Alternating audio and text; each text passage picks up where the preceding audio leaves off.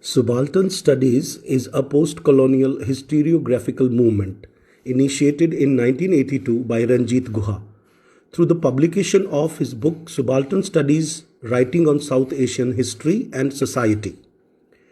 The term subaltern derives from Antonio Gramsci, where it refers to subordinated classes outside the hegemonic power structures.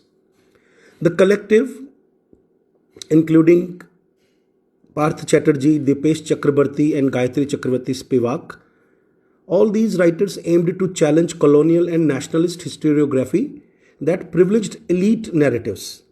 Ranajit Guha argued that Indian nationalism was largely an elite project, excluding peasants, insurgencies, and tribal resistance.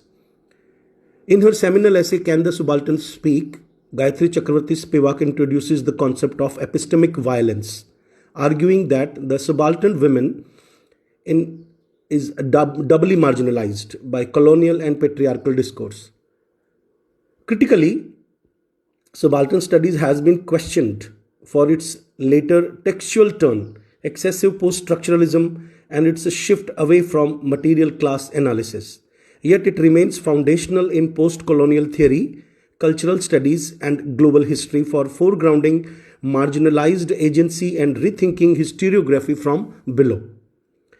So, as a summary now, let us talk about that what subaltern studies and these books and these essays and these writers actually problematizing or arguing. The first thing is that subaltern studies says that this Indian history is an elite perspective, written from elite perspective. And colonial administrators or nationalist leaders, they all ignored the autonomous political agency of peasants, tribals, workers, and marginalized groups. Second thing, they want to give voice or agency to the subaltern studies. They want a kind of recovery of subaltern agency.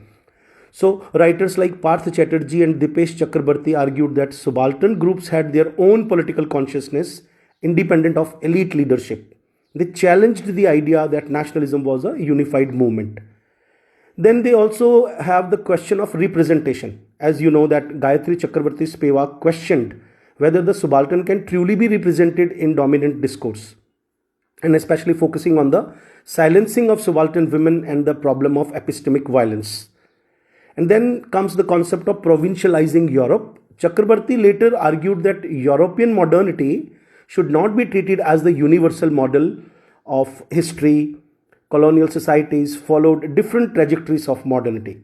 So now we can say that in the core argument of subaltern studies, writers aimed to rewrite history from below, as I said earlier, by foregrounding marginalized agencies, critiquing elite nationalism, and exposing the politics of representation in colonial and post-colonial discourse. Thank you.